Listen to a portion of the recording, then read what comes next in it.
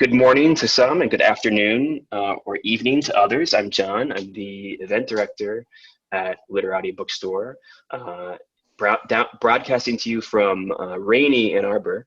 We're so pleased to welcome Clare Carlisle to our At Home with Literati virtual event series to discuss her book, Philosopher of the Heart, The Restless Life of Søren Kierkegaard, with Stephen Grosz. They're both joining us from London, where it is not rainy. It looks like it's quite sunny and a lovely late afternoon there.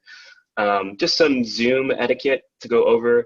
Again, if you wouldn't mind, just for security purposes, you won't be able to unmute yourself, but if you could also turn off your video for the duration of the event, we would appreciate that. This helps us mind everything. And we'll also be doing a Q&A after Claire and Stephen talk. You can ask questions for the Q&A at any time in the chat. So in the chat function of Zoom, feel free to ask any questions you might like to ask at any time during the event, and then we'll grab those and ask them. I will ask them at the end. A reminder that you can purchase Claire's book and Stephen's book and many other books for that matter if you are in the United States at our website, literatibookstore.com. For those of you tuning in from anywhere else in the world, we unfortunately are unable to ship internationally given all of the strangenesses of the world today. But if you feel so inclined, you are more than welcome to donate to our ongoing fundraising in lieu of purchasing a book. Since opening in 2013, Literati has sought to be not just a bookstore, but a community space, a space where authors can discuss ideas with readers. We want to continue to be that space for you, even while our doors remain closed to the public. Your support through donations and book purchases makes that possible, makes this event series keep going. So thanks for being here and supporting independent bookstores. And a reminder to anyone tuning in from Southeast Michigan, anyone who's in the Ann Arbor area, we are now offering curbside pickup too. So you can check out more info about that on our website. Again, after the talk, we'll have time for Q&A, and feel free to ask questions in the Zoom chat, and I'll select some to ask. Philosopher of the Heart is the groundbreaking biography of renowned existentialist Søren Kierkegaard's life and creativity in a searching exploration of how to be a human being in the world. Its author, Clare Carlisle, is reader in philosophy and theology at King's College London. She's a regular contributor to the Times Literary Supplement and has written dozens of articles on philosophy for The Guardian. Her book On Habit was named an outstanding academic title of 2014 by Choice, and she has recently edited George Eliot's translation of Spinoza's Ethics. She grew up in Manchester, studied philosophy and theology at Cambridge, and now lives in Hackney. Stephen Grosz is a practicing psychoanalyst, born in Indiana, educated at the University of California, Berkeley, and at Oxford University. He lives in London. In his book, The Examined Life, he distills 50,000 hours of clinical work into a series of jargon-free stories. An international bestseller, translated into over 30 languages, adapted for radio and stage, The Examined Life was a New York Times Book of the Year. Please join me in welcoming, you can use your clap reaction function, Stephen and Claire to our At Home with Literati series. Take it away, folks. Thank you. Thank you, John.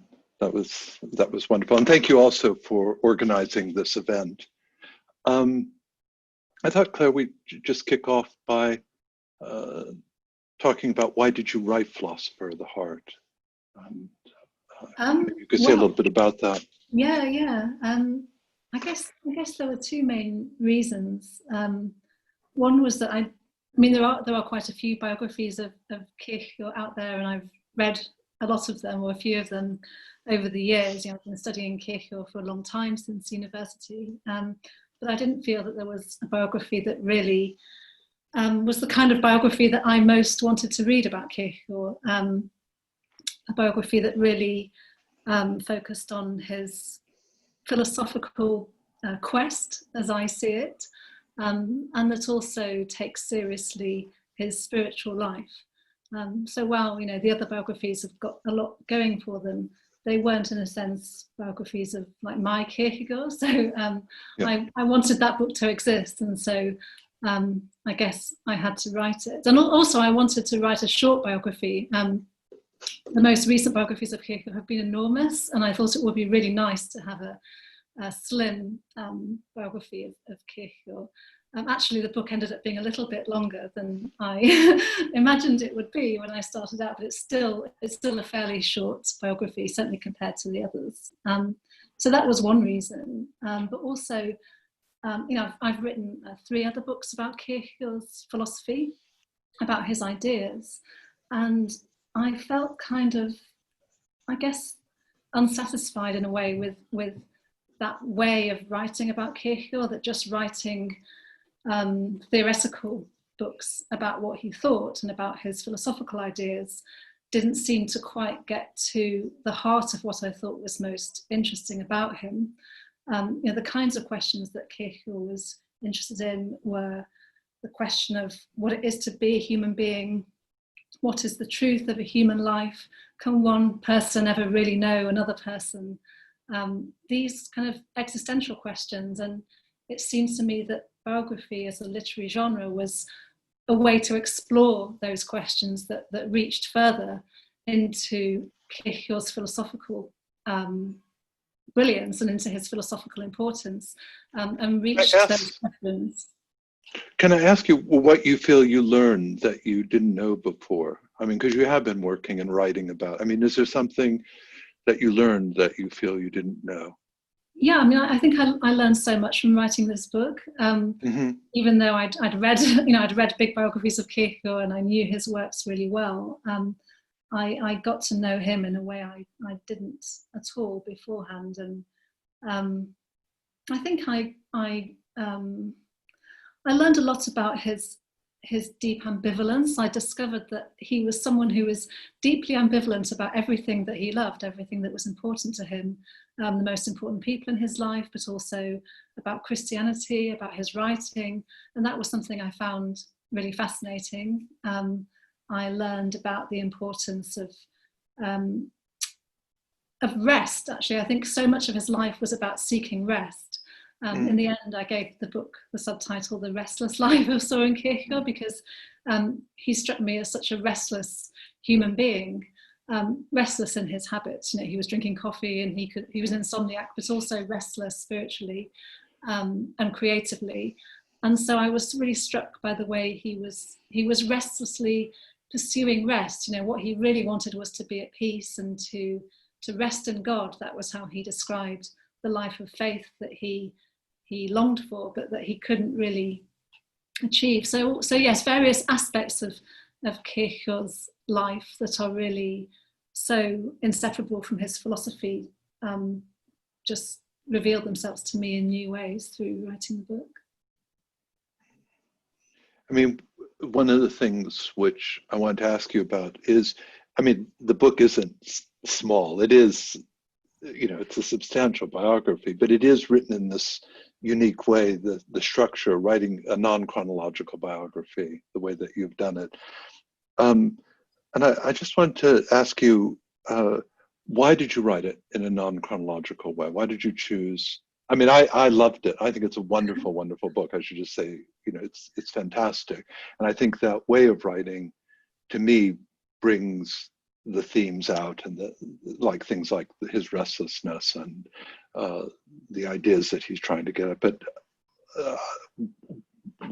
what was it that you were doing when you wrote? Well, so how did you make that choice too? Yeah. I mean, actually, the non-chronological structure wasn't my primary choice when I was giving shape to the book. I decided to start with a scene when Kierkegaard's on a train when he's 30 years old and he's in the middle of writing his book Fear and Trembling, and he was coming home from Berlin, and he took a train, and it was the first time in his life he'd ever been on a train, which I just thought was wonderful to imagine what that would be to be at that age and just to be going on a train for the first time. But so I began the book in the middle of his life, you know, when he's 30, at a really exciting and very hopeful moment of his life. But I felt that I didn't want to begin with Kierkegaard's childhood. I wanted to introduce readers to Kierkegaard the man, Kierkegaard the philosopher, Kierkegaard the spiritual seeker, someone who was in the middle of this really exciting intellectual and artistic quest. And then once they'd met this person, to give them reason to then be interested in how he became the way he is. I mean, he is a very unusual person, and so I thought that people would be more curious about his childhood once they'd met him as an adult. But also, I guess, in a more general way, I wanted to write a biography of Kierkegaard that focuses on his inner life, on his subjectivity, on the way he made sense of his own life and gave shape to his own life through thinking about it and reflecting about it, through recollecting it. Those are the themes that Kierkegaard often explores in his philosophy, what he would call subjectivity and a person's relationship to time, to their past selves and to their future selves. And so I wanted to write a book that really followed the shape of his inner life as it sort of took shape. And so, for example, I didn't want to write about his childhood from my perspective as someone in the 21st century looking back and seeing this child who would one day become a great philosopher. Rather, I wanted to show Kierkegaard himself looking back on his own childhood and trying to make sense of it. And that's something that he did in 1848, which was a really decisive year for him. He was then 35, and it was really a turning point in his life and in his work. So in the second part of the book, 1848 becomes the focus of the story, and we move through that year with Kierkegaard as he faces various decisions, but then we also see him and looking back on his childhood. So it was really that effort to explore his inner life, and to tell his story through his own eyes, from his own point of view, that led to some of those choices and decisions about the chronology of the book. So the chronology sort of followed the philosophical shape that I wanted the book to take. Right. Yeah, and to me, I think it's wonderful because you do feel like you're sort of grabbed and pulled over the threshold into the book, into these scenes right off the bat, which are, I was wondering if obviously you've thought about it, but I was wondering if you thought there were certain assets to writing that way, but also certain limitations then about writing in a non-chronological way. Yeah, I mean, I think it can be challenging for the reader to know where they are. I mean, I think it probably depends on the kind of reader you are. I mean, I think for some readers, they can very easily just let themselves go into that immediacy and that more impressionistic way of reading. And I think other people, particularly if they have it very clearly in view that they're reading a biography, they're going to have certain kinds of expectations of what that should be and what that should be like. But I suppose I really wanted to resist. There's something very un-Kierkegaardian actually about conventional biography. So the idea that you look back from a very knowing perspective on how a life turned out, and you tell the story from an almost a sort of God's eye perspective, being an omniscient narrator, whereas actually the meaning of Kierkegaard's life unfolded in uncertainty, facing an open future. And so yes, I wanted to try and capture that sense of the experience of Kierkegaard. But I also, I guess, was conscious that there were other biographies of Kierkegaard out there, and that if I was going to write mine, it would be doing something different. I think if I was writing the very first biography of Kierkegaard, then I might have gone about it differently. But I think I was wanting to do something a bit different and to let philosophical and spiritual questions be the guiding force in a sense for the book, and that's what gave it its shape. So for example, the train journey is a journey when someone is returning home, and that idea of a return journey, a homecoming, is really philosophically very, very symbolic for Kierkegaard. In the background there's the myth of Plato's cave, where the philosopher leaves the cave but then has to return to it and kind of face people who don't understand where he's been and perhaps reacting to him harshly. And it's also reflects the journey of Abraham when he goes to sacrifice Isaac, Kierkegaard was in the middle of writing Fear and Trembling, this book about Abraham, and he was really fascinated by Abraham's return journey. Like, how did he get back home after doing this amazing thing? So that's an example of how, it wasn't just about jumping into the middle of Kierkegaard's life for the sake of it. It was also choosing a moment that was symbolically very rich and full of meaning for him, and trying to explore that meaning to show what Kierkegaard was all about and what was most important to him. I mean, I love the way you write, and this might be a good moment, because we're talking about that, to go to a passage from the book, to read a little bit, and to give listeners a kind of sense of the tone of it, and what you do. Okay, so I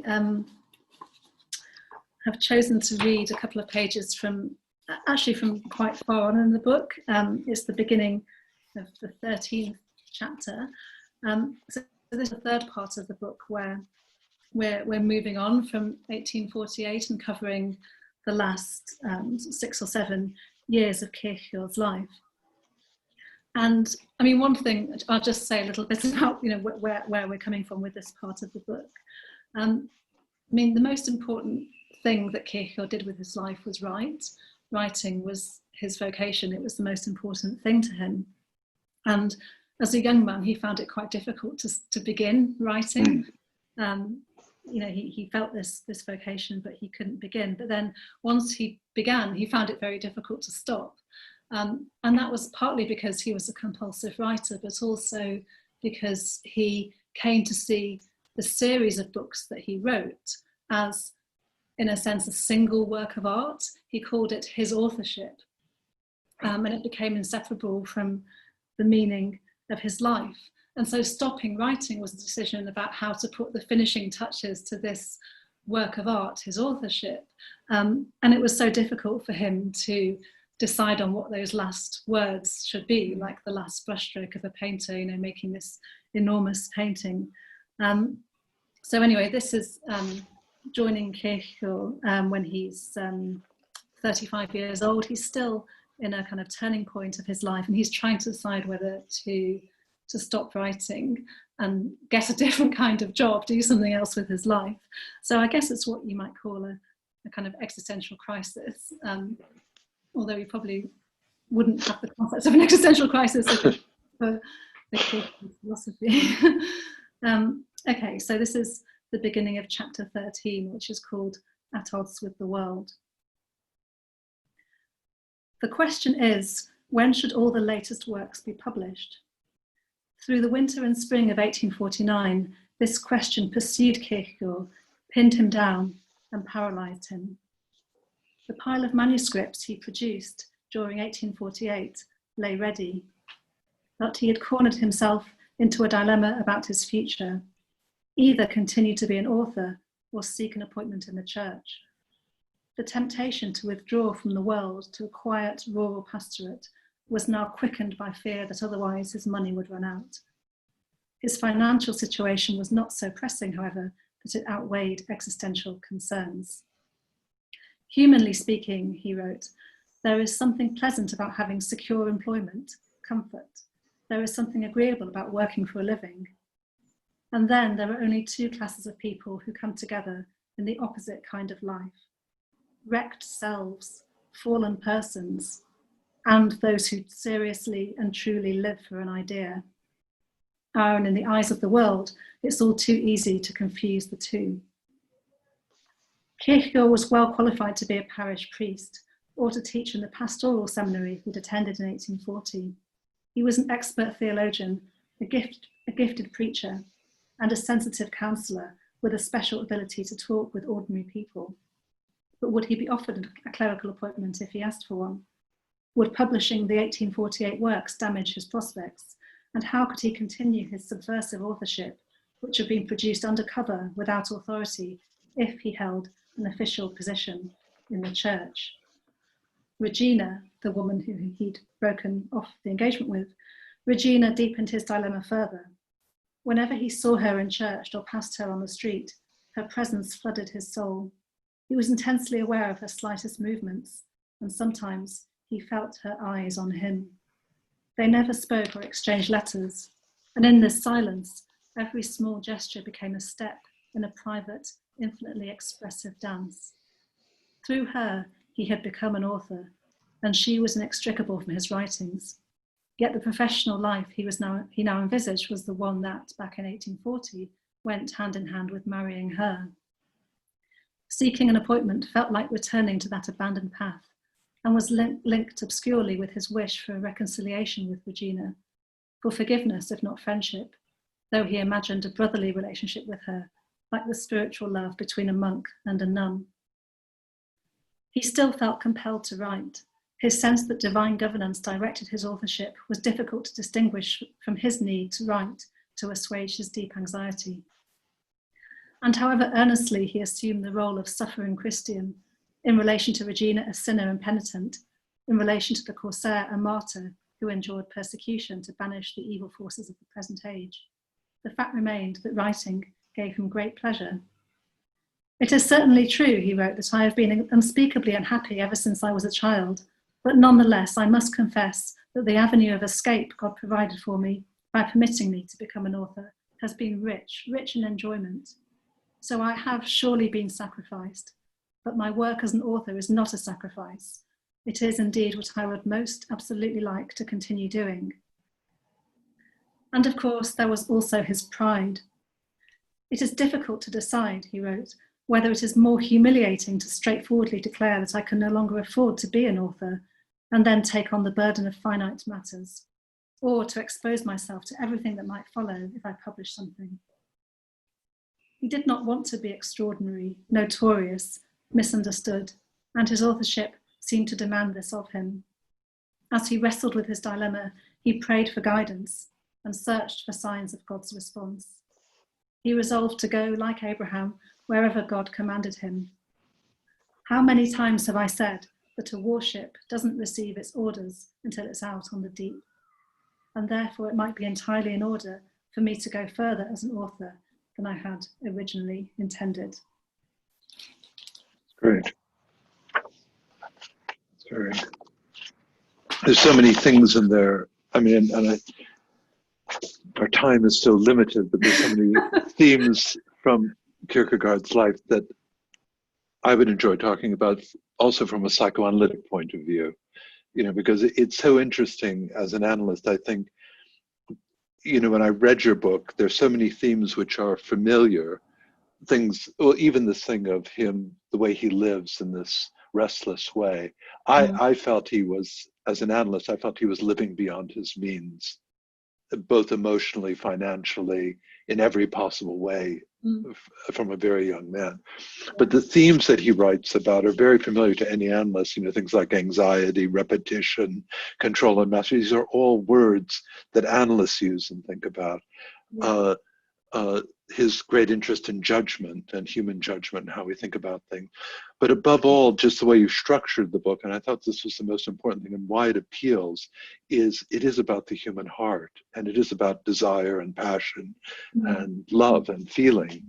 And you mentioned in that passage, Regine, and I was wondering if you might just, for readers who don't know the story, say a bit of something about that, and then we could talk a bit about that, because I think it's the most interesting thing about, in analysis as an analyst, I'm struck by two things. One is people form great desires, like Kierkegaard or you or I, to be a philosopher, to be an analyst, and we kind of do those.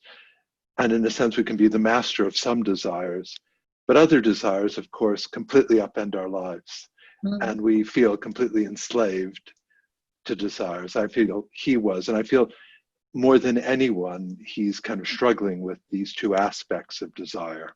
The kind of having great ambitions and then being completely upended by his feelings at times.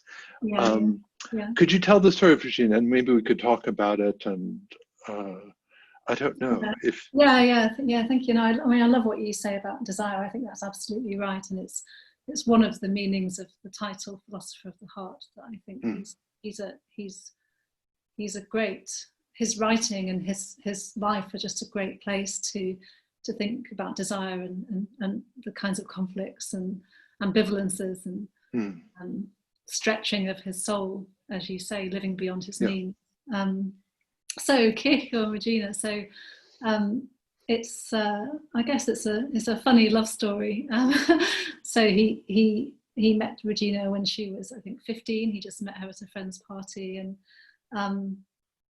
they fell in love. And when she was 19, he was about 10 years older than her, so quite a bit older than her. He asked her to marry him. Mm. She said yes, and immediately he felt that he'd made a mistake. But he couldn't tell her this, and so for the next year, which was the year while they were engaged, he was wrestling with this question of whether he should marry Regina or whether he should break the engagement. And I think he felt cornered, because I think either way he was somehow not being true to something. If he broke the engagement, then he wasn't being true to his promise to marry her. And he knew she'd be heartbroken and also humiliated. But if he did marry her, then that would, in a sense, be a lie, because it was no longer what his heart was telling him to do. It just felt like that was the wrong path for him to take. And so he broke the engagement after a year, and she was heartbroken, and she begged him to reconsider.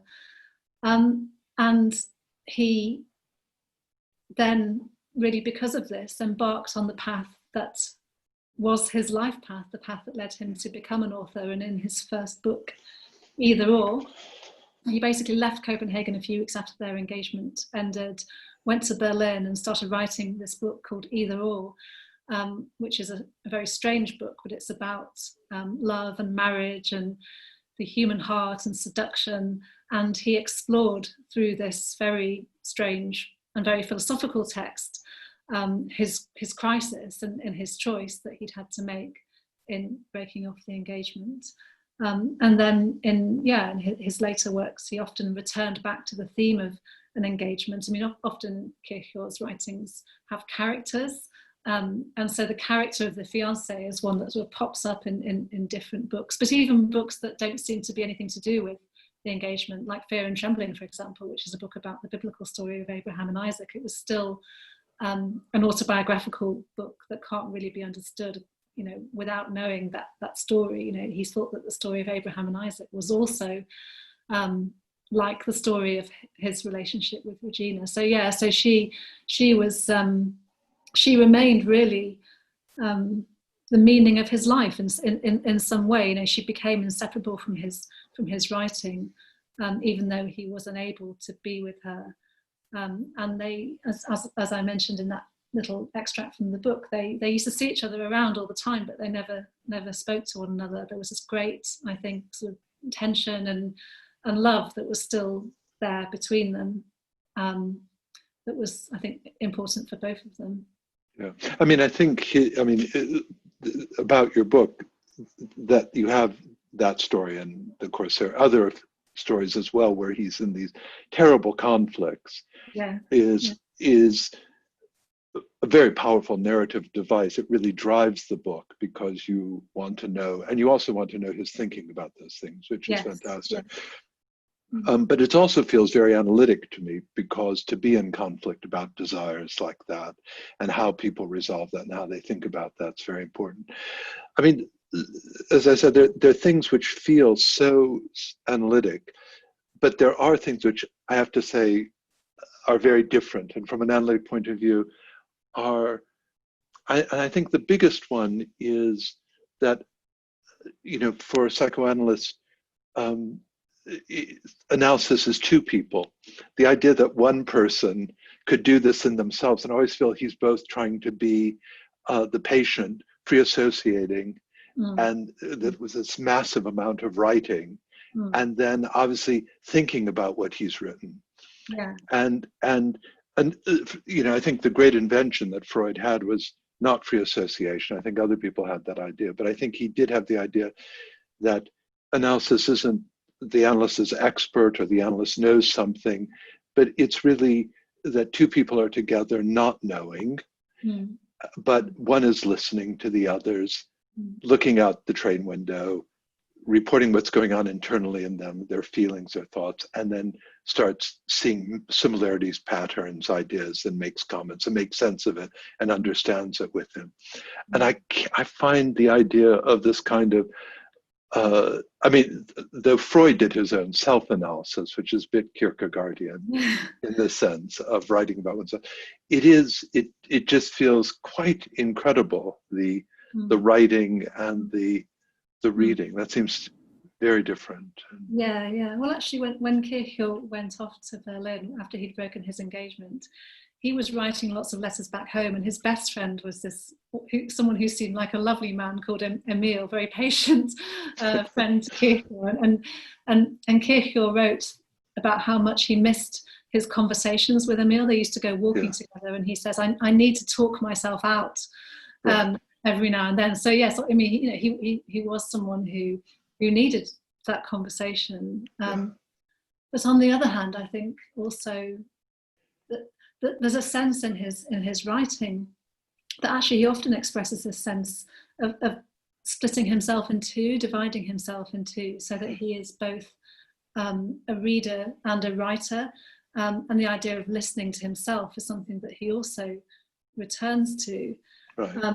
And so I think without writing, there would be that sense of solipsism that you're saying would be so difficult to find meaning, alone like that. But I think for Kierkegaard, one of the reasons why he was such a compulsive writer was that it was a dialogical space in many ways, which enabled him to hear himself and respond to himself. And so he talked about learning from his own writing as a reader.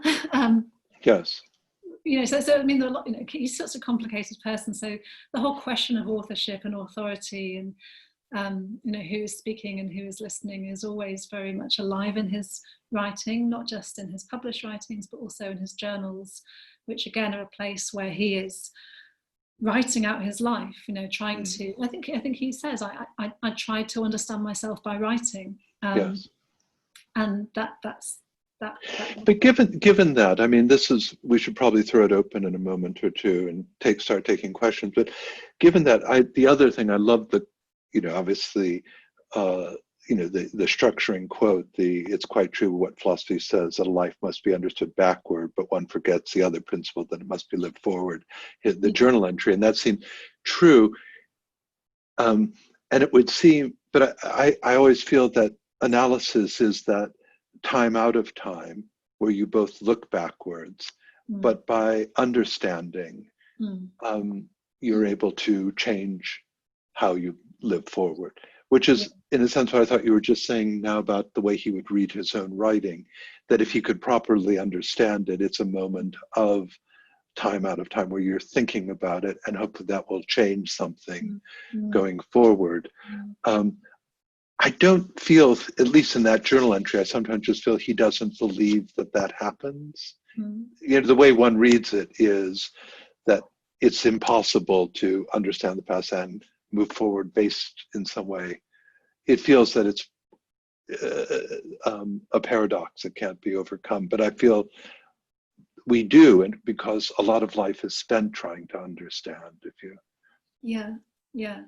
Well, I think for Kierkegaard, he had a relationship to God. That was something that was really important to him, and so his sense of his effort to understand himself was always played out in this relationship to God. So the way you're describing the space of analysis as this sort of time out of time, I think for Kierkegaard that would be the space of prayer, the space of meditation and contemplation, the space of talking to God and then sort of listening for something. And obviously it's a very different kind of space. I think perhaps, for some people who can't find that space with God, that's one of the reasons why analysis or other kinds of therapy can be so appealing, because it is in a sense outside the world.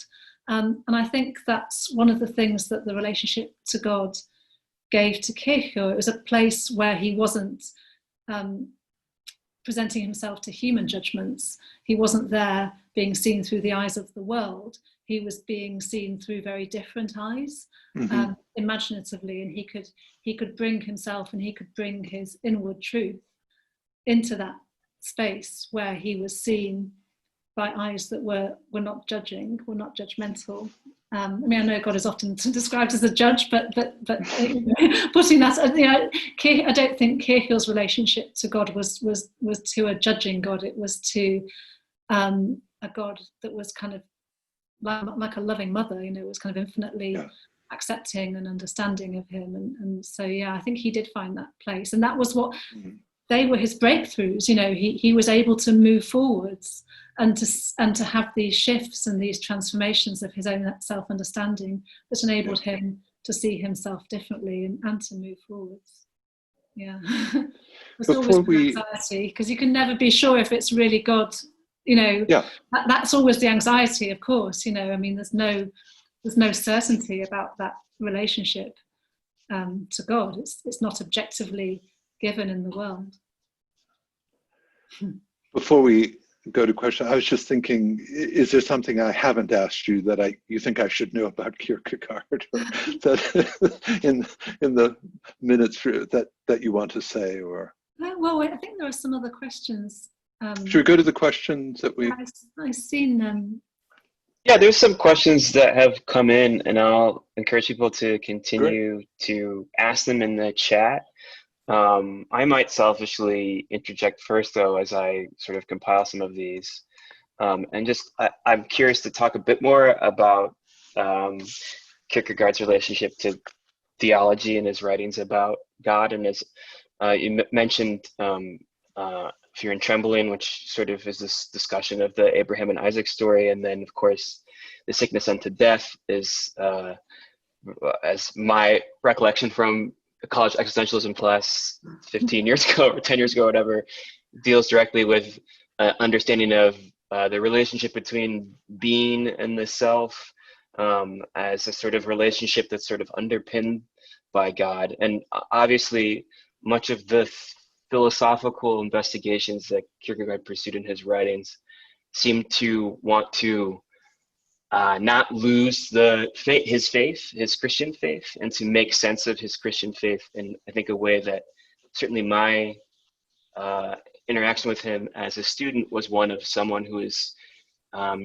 using some really fascinating and radical ideas in philosophy or in existentialism to make sense of the Christian faith, or to, again, maybe the word for it is like offer an apologia for it. But I also, Kierkegaard is received in this way where, which maybe Stephen is familiar with, of grappling with these questions that maybe transcend necessarily our religious understanding of them, questions of despair and anxiety that are sort of universal.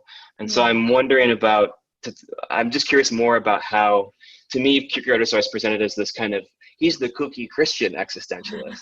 And there's other existentialists are sort of deeply within this sort of tradition of the continent, but Kierkegaard is a bit weird because he has all these theological concerns, as though that's bizarre in this way, but it seems more to weigh directly upon his work, this wrestling not only with the core philosophical questions that are familiar to lay readers as existentialism, but also these questions of how does my faith work, and how can I not lose this? So I'm just curious about how that relationship played out in his life. He seems to be siloed off sometimes as a philosopher, who was doing also a lot of theological work that sort of influenced, say, like later post-war Christian existentialists, as much as it influenced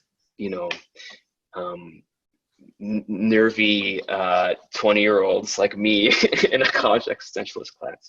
I mean Kierkegaard's influence reaches really wide. I mean, he I think it's because he's a philosopher of the heart. He speaks from his heart, and he speaks to other hearts, and human hearts are not, they're not Christian or Buddhist or Jewish. They're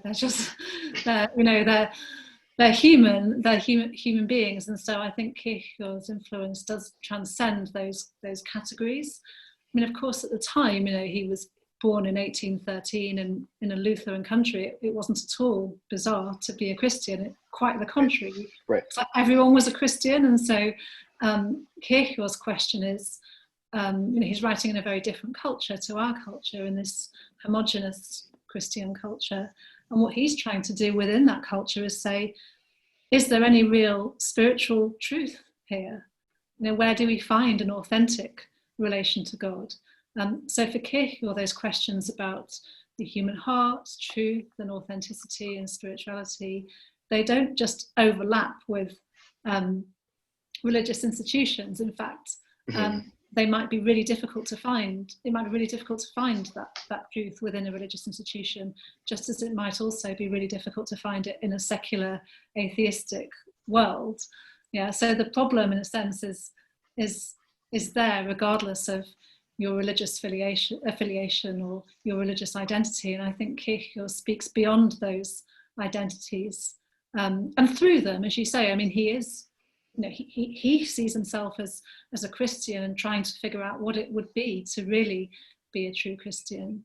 But that's not in a sense, that's not the point. I think you could ask those same Kierkegaardian questions within any different religious identity, within a political identity. Sooner or later you'd start calling into question that identity, I think. So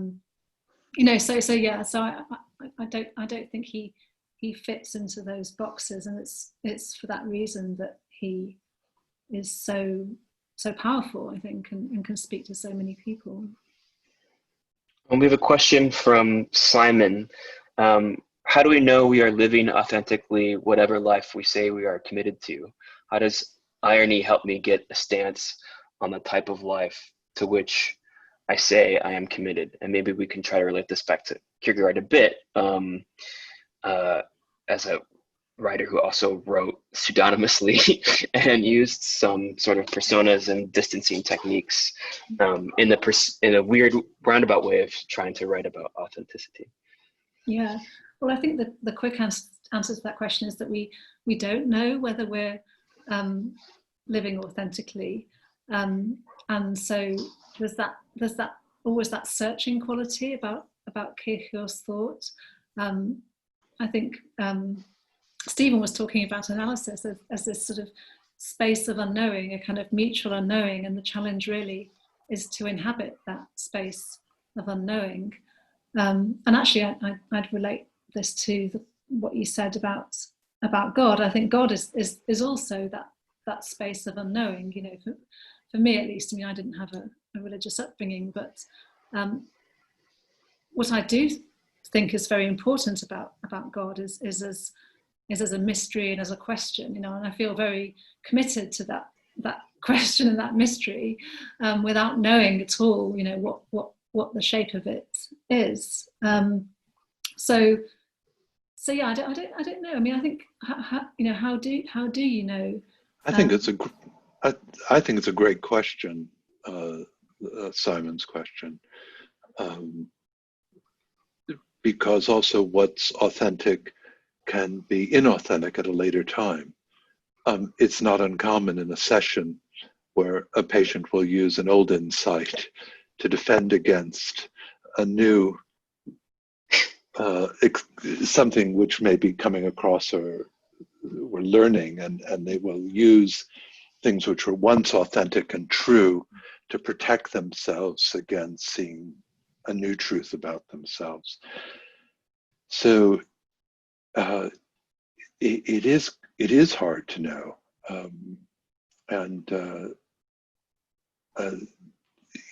I think it's hard to, I think, especially hard to describe that experience, of arriving at some kind of authenticity. I was wondering, Simon, do you have an idea about that? Can you say something further about the question or about authenticity, perhaps you? Yeah, if you want to write that in the chat, we might circle come back back to that to it? question? Yeah, Yeah, that'd and be I'll great. ask another. It is a great question. It's very, very hard. And it's also, you know, something at the heart of analysis. It's also part of, I think, the things that Claire was raising, and this thing about desire, about knowing which desire one should follow too, which is an authentic desire, which is the true desire, and the way that Kierkegaard, you know, you write it so beautifully, but the way he's tormented by these not knowing, which is the authentic desire, which is. I mean, it was also a question for me in writing the book, as you know, how, I mean, you know, Kierkegaard's very, very skeptical actually about the idea that one human being can know another and understand another, and you know, how do you get access to another person's inwardness or subjectivity? And obviously that was in a way the task I gave myself as a biographer, was to try and do that. But I think in a sense, I think it's the same in writing as in life, that there are moments where you feel it. I think there were times when I felt I touched an emotional truth of Kierkegaard's experience, and that wasn't necessarily the emotion he might be describing in his writing. It was more reading between the lines and getting a sense that actually he's really hurt and disappointed at this. You know, he might be kind of raging about a bad review he'd had, or you know, angsting about something. But I had a sense sometimes of, yeah, touching that emotional truth, that here is disappointment, or here is grief, or something like that. And I think we do feel that in encountering other people in the world as well, but it's very difficult, as you say, to capture those moments, because they slip away, and then, as you say, it could become stale, and it's no longer, it may no longer be a truth in the next moment. Yes. Simon responds that he was thinking that Kierkegaard thinks he knows what it is to be a genuine Christian. How does he reach that standpoint? And by analogy, how can any of us interrogate the genuineness of our commitments? I'm not asking about some kind of objective or universally valid criteria, of course.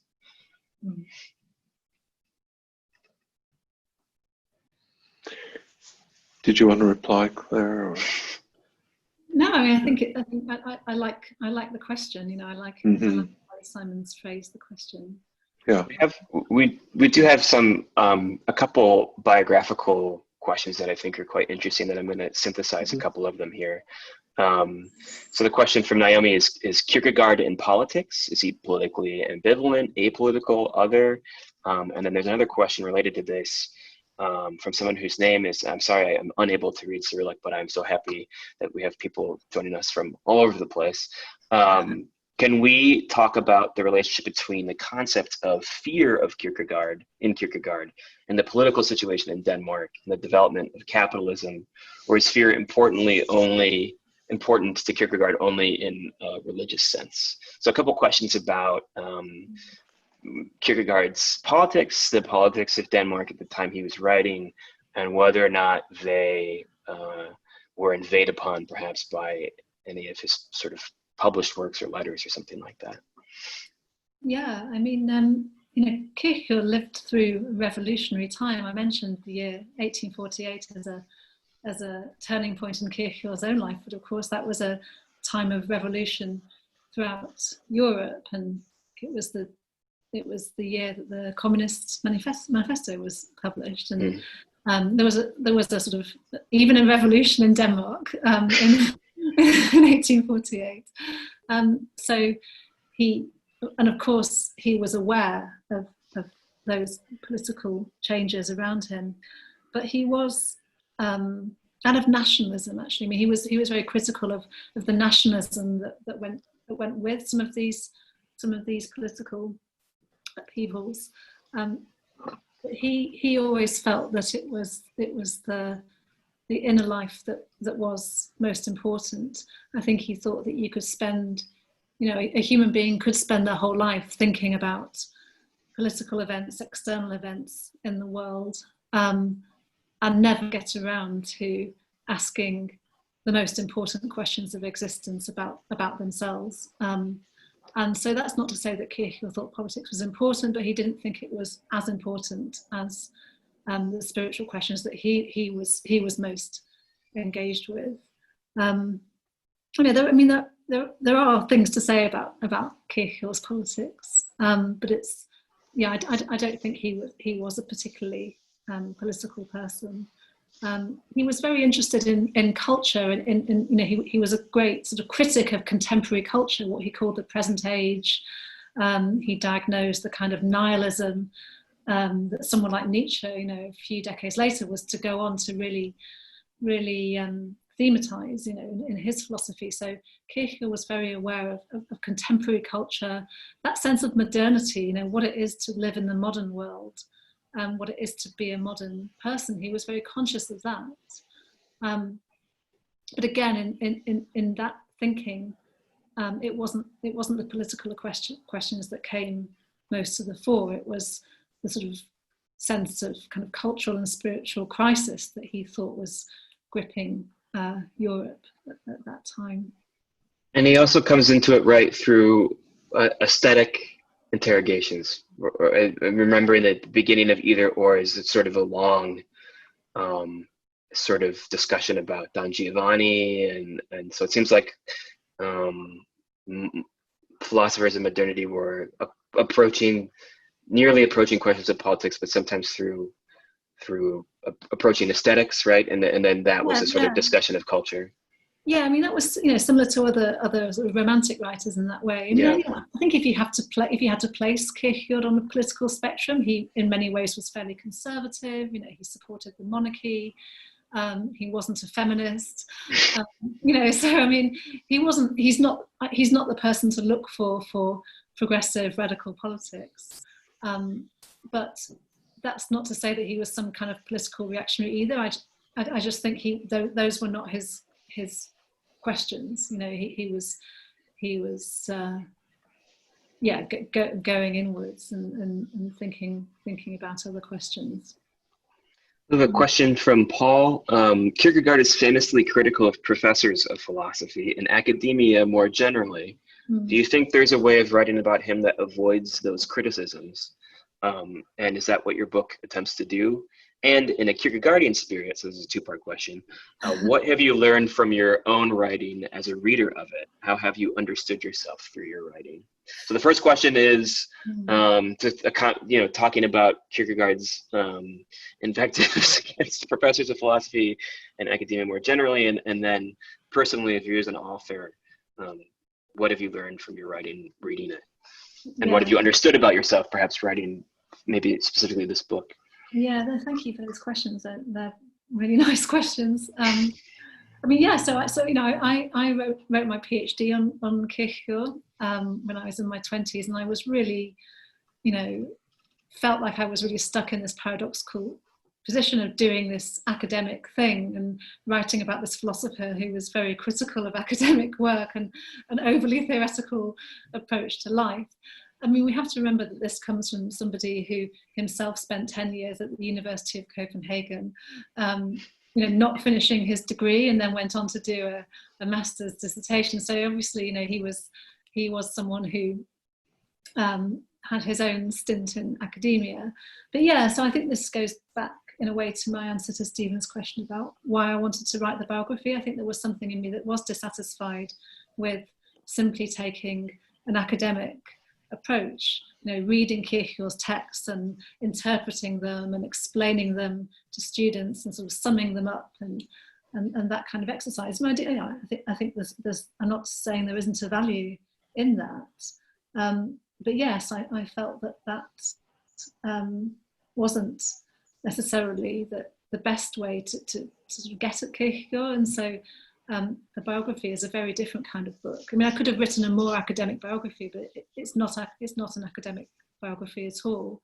I should say, for people who haven't read the book, I mean, that's part of its charm, and that's part of what makes it a really great read. Is its and the vitality of it, and the way it's written, and it's clear you know all that, but you really are going for those things, and this is why it appeals to me as an analyst. But the things about desire, intimacy, love, the human heart, and the way people are conflicted, the way they think about their conflicts, the way they try to resolve them.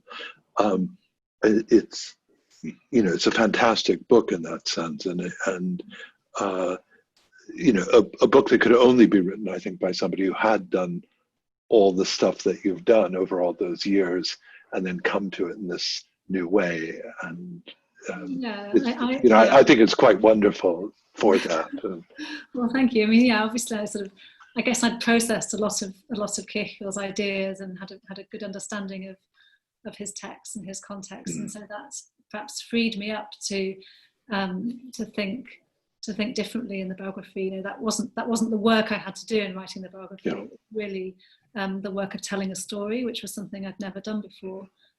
It's very different writing a narrative, writing about a human being and telling the story of a human being. That's a very different thing from writing about books and ideas. And for me, that was what was really exciting about writing the book. I loved writing about a person and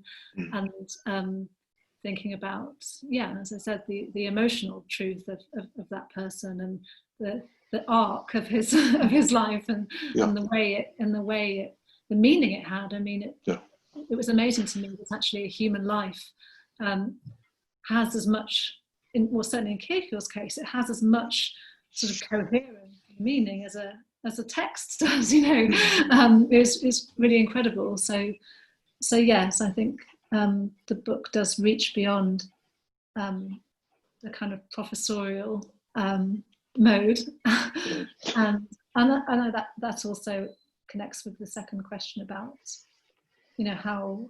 how writing the book has changed me, or what have you learned from your own writing as a reader of it? So maybe not just in terms of this book, but your writing in general. What has your writing process revealed about what insights has it revealed, and how have you understood yourself through your writing? But perhaps it could be related to because the question's asked in the Kierkegaardian sense, so maybe writing about the life of Kierkegaard had provided some opportunities for reflecting upon an author, reflecting upon themselves in their writing. Yeah, well, I suppose it sounds a bit circular in a way, but one of the things I've come to understand about myself through writing is how important writing is to me, and how and sort of like learning to let that be a large part of the meaning of my own life and a sense of vocation. I didn't sort of necessarily set out to be a writer. When I was a child, I didn't think that was what I was going to become, and in fact, I had very little sense of career direction at all when I was at university, and so and then I guess I just sort of found myself, in a sense, for want of anything better to do, sort of carrying on with philosophy and teaching and writing, and then I guess discovered that was, I think that's what I was meant to do all along, and so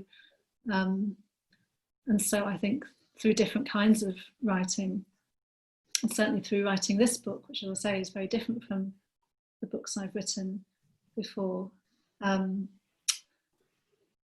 stretching my own creativity and finding ways to communicate with people and to sort of touch people and to move people, like that seems so important, and I'm not quite sure why it's important to do that, but when readers either tell me or write to me and say that they found the book moving, to me that's the biggest compliment they can give me.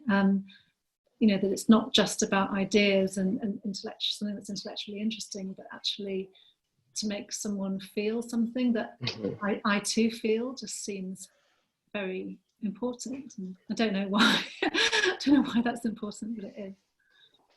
It seemed to be central to anybody's kind of itch to write, I would say, eventually, is to feel that sense of connection. It certainly seemed that's what Kierkegaard was interested in doing, in some sense, over and beyond just discussing these ideas.